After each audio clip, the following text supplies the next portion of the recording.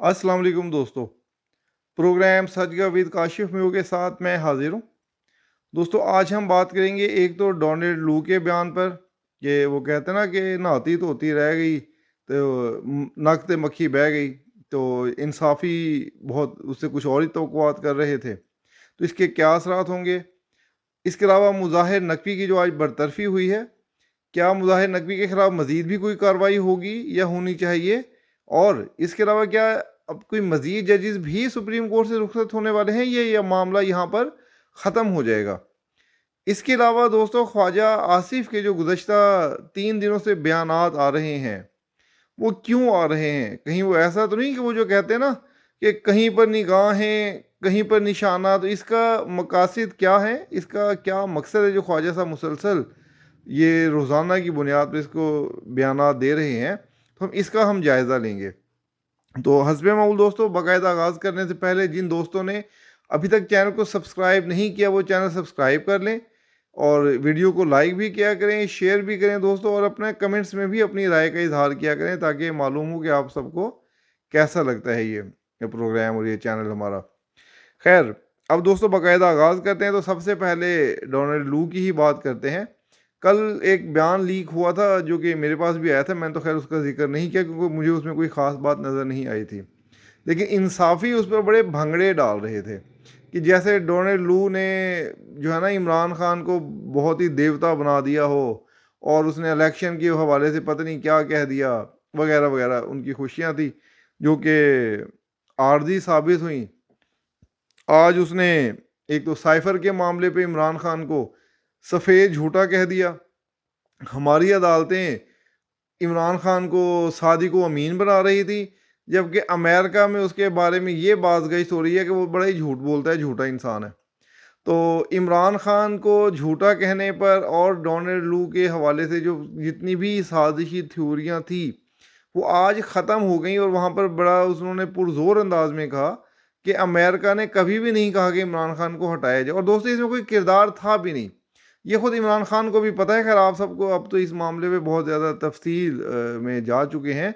लेकिन आज की इस हियरिंग के बाद एक तो जो है ना इमरान खान का जो बयानिया था अमरीकी साजिश वाला वो भी ख़त्म हो गया, और वो जो इतनी उन्होंने लॉबिंग के ऊपर पैसा लगाया, वहाँ पर जो अपना लाखों डॉलर उन्होंने खर्च किए कि अमेरिका के साथ ही ताल्लुकात बनाने में, वो भी सब के सब ज़ाया गए। तो इतनी रकम खर्च करने के बावजूद, इतना पैसा सब लाखों डॉलर के बाद भी साबित ये हुआ कि इमरान खान एक झूठा शख्स है। इसीलिए मैंने कहा था कि नाती तो होती रह गई, नग ते मक्खी बह गई, कि उनको जो है ना आज बड़ी हजीमत उठाना पड़ी है। तो खैर क्या कह सकते हैं, वो जो मुकद्दर में ही जब आप के लिखा हो जलाला तो वो मिल के रहती है। जब आप साजिशी थ्योरियों के ऊपर आप चलते हैं, तो एक इसी के बारे में दोस्तों अगर संजीदा बात की जाए कि एक जो कहते हैं ना कि एक इंसान प्लानिंग करता है साजिशी थ्योरी, और एक अल्लाह ताला भी निज़ाम चला रहा होता है। तो इमरान खान जो कि एक बैरूनी क़ुव्वतों का एजेंट है और पाकिस्तान के एजेंडे के ख़िलाफ़ वो काम कर रहा है, उम्मीद है कि शायद अब उसको कुछ समझ आ जाए। और आज दोस्तों वो जो एक और बात मैं आपसे कहूँ कि इमरान खान को अभी भी ये खुशफहमी है कि ये हुकूमत 5-6 महीने चलेगी और इसके बाद ये हुकूमत ख़त्म हो जाएगी। और अच्छा, ये बयान जो है, ये जो थ्योरी है, ये मैंने आपको इलेक्शन से पहले भी बताई थी कि इमरान खान के जो सपोर्टर्स हैं उन्हें भी ये यकीन था कि जो भी नई हुकूमत आएगी वो 5-6 माह से ज़्यादा नहीं चल सकेगी, और उसके बाद वो फिर दोबारा इमरान खान को ले आएंगे। तो इमरान खान को अपने दिमाग का कहीं से इलाज करवाना चाहिए और अपने आप को कोई बेहतर किसी से मशवरा करना चाहिए कि अगर जिसको भी ये गलत फहमी है कि ये हुकूमत 5-6 माह में ख़त्म हो जाएगी, तो वो अपने इस गलत फहमी को दूर कर ले। ये हुकूमत 5-6 माह नहीं, ये हुकूमत पूरे 5 साल चलेगी। तो इमरान खान अलबत्ता अगले 2 साल तक जेल में रहेगा। तो पता नहीं कौन इमरान खान को मशवरे देता है। खैर, इसके बाद हम अगले टॉपिक पर आते हैं दोस्तों। मुज़ाहिर नकवी की हम बात करते हैं, आखिर पे हम थोड़ा सा ख्वाजा आसिफ की बात करेंगे कि आज जो है ना मुज़ाहिर नकवी को बरतरफ कर दिया गया है। तो नुकसान हुआ है इसको, मुज़ाहिर नकवी को, ट्रकों वाली सरकार को। तो क्या कि इसकी बरतरफी के बाद मामला ये ख़त्म हो गया है? تو دوستو مظاہر نقوی کے اوپر جو الزامات تھے وہ کرپشن کے الزامات تھے کہ اس نے جو اپنا جائیدادیں بنائی ہیں وہ کرپشن کے پیسوں سے بنائی ہیں جن کا وہ اپنا منی لانڈرنگ وہ اپنا منی ٹریل نہیں دے سکا. تو اگر سیاست دان جیل جاتے ہیں اور آپ بار بار دیتے ہیں بلکہ ان کو 70 سالوں کا اپنا حساب دینا پڑتا ہے, اپنی پرانی نسلوں کا بھی حساب دینا پڑتا ہے, تو مظاہر نقوی کے لیے صرف اتنی سی سزا کہ وہ جناب اس کو برطرف کر دیا اور معاملہ ختم. تو اب حکومت کو بھی اور سپریم کورٹ کو بھی چاہیے کہ وہ حکومت کو لکھے کہ اس کے خلاف تحقیقات کی جائیں, اس کے اوپر کرپشن جو اس نے لی ہو, اگر وہ اپنے منی ٹریل نہیں دے سکا تو اس کا مطلب ہے کہ اس نے کرپشن کی ہے, تو وہ اس کو کرپشن سے اس کا حساب لیا جائے. اس مظاہر نقوی کو بھی جیل میں ڈالا جائے, جیسے یہ تذلیل کرتا تھا سرکاری افسران کی, اسی طرح اس کی بھی تذلیل ہونی چاہیے. اس کو محسوس ہو کہ دوسرے بھی انسان ہیں اور اس کو اب جواب دہ ہونا چاہیے.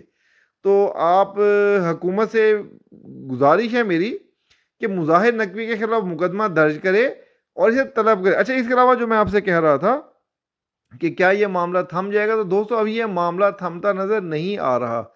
3 ججز اور ہیں جن کے سر پر ابھی بھی تلوار لٹک رہی ہے. ایک تو جسٹس شاہد وحید ہیں, دوسرا وہ حسن اظہر ہیں جن کی تقرری کے بارے میں قاضی فائز عیسیٰ نے خود خط لکھا تھا کہ ان کی نامزدگی مسترد کی گئی ہے. وہ جو جوڈیشل کونسل میں جو بندیال کے ساتھ چل رہا تھا, تو ابھی ان کا بھی معاملہ زیر بحث آئے گا, اور منیب اختر جو ہے ان کے اوپر بھی ایک ریفرنس چل رہا ہے. تو یہ 3 ججز ایسے ہیں جن کے اوپر ابھی بھی تلوار لٹک رہی ہے, اور بہت جلد آپ کو ان کے حوالے سے بھی خبریں نظر آئیں گی کہ ان کے خلاف کیسز چلنا شروع ہو رہے ہیں. تو یہ بھی اسامیاں آپ کو خالی ہوتی نظر آئیں گی. خیر, اب میں اپنے مین موضوع کی طرف آتا ہوں, خواجہ آصف والے کے اوپر. دوستو خواجہ آصف بہت ہی جہاندیدہ سیاست دان ہے اور کچھ 6-7 بار وہ جیت چکے ہیں الیکشن, تو انہیں پتہ ہے کہ کب کون سی بات کرنی ہے اور کب کون سی بات نہیں کرنی ہے. یعنی خواجہ آصف کوئی اتنا سیدھا یا سادہ بندہ نہیں کہ ایسے ہی آ کے ٹاک شو میں اس نے بول دیا کہ جنرل باجوہ کو اور جنرل فیض کو پارلیمنٹ میں بلایا جائے, ان سے پوچھا جائے وغیرہ وغیرہ.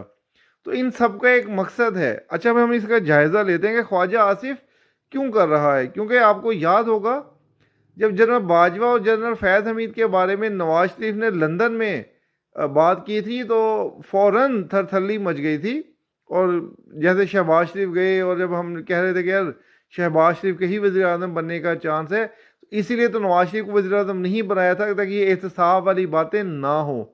تو خواجہ آصف, اور وہ بھی وزیر دفاع, یہ دوسری بار خواجہ آصف وزیر دفاع بنے ہیں. تو جب خواجہ آصف کو کے تھرو یہ پیغامات آ رہے ہیں تو اس کے پس منظر میں کیا مقاصد ہو سکتے ہیں؟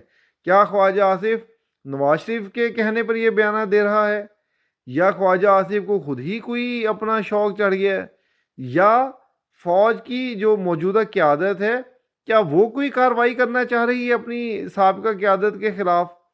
تو دوستو نواز شریف کے حوالے سے تو یہ بات ہمیں بہت واضح ہونا چاہیے کہ نواز شریف اس قسم کے کسی بھی معاملے میں اب نہیں پڑنا چاہتے میاں صاحب. تو میاں صاحب کی ساری توجہ مریم نواز کے سیاسی کیریئر پر ہے, اور وہ مریم نواز کو ہی کی شکل میں ہی آگے بڑھنا چاہتے ہیں, اور چاہتے ہیں کہ مریم نواز آگے وزیر اعظم بھی بنے. تو نواز شریف کی تو ایسا کوئی معاملہ نہیں ہے, اور نہ ہی اب نواز شریف کو ان چیزوں سے دلچسپی ہے. تو رہ گئی بات کہ کیا موجودہ حکومت ایسا کر رہی ہے, تو موجودہ حکومت کا بھی ایسا کوئی ارادہ نہیں ہے. شہباز شریف تو ویسے ہی احتساب کے قائل نہیں ہے, وہ تو مل بیٹھ کر آگے چلنے کے کہتے پیپلز پارٹی, جبکہ ان کو یہ بھی خطرہ ہو اس حکومت کو جس کے پاس اپنی اکثریت نہیں ہے کہ ایک لمحے میں وہ بندے انہیں ادھر ادھر ہونا ہے اور حکومت ختم ہو جائے گی. تو حکومت کی طرف سے تو خواجہ آصف کو ایسی کوئی ڈائریکشن نہیں مل سکتی. تو پھر رہ جاتی ہے موجودہ عسکری قیادت یا آرمی چیف جو ہے, تو وہ بھی آرمی کا بھی ایک دستور ہے, یعنی ان کا ایک کہہ لیں ان آفیشیل کہہ لیں کہ وہ اپنے سینئرز کے خلاف یا آرمی چیف کے خلاف کسی معاملے پر نہیں کرتے. پرویز مشرف جس نے آئین توڑا تھا, 2 بار آئین توڑا تھا, اس کو بھی انہوں نے پورے سرکاری اعزاز کے ساتھ دفنایا ہے, جبکہ عدالتی طور پر اس کو سزائے موت تھی, اور وہ بھی غداری کے الزام میں. लेकिन किसी की जरूरत नहीं थी कि वो परवेज़ मुशर्रफ की तरफ देख सके।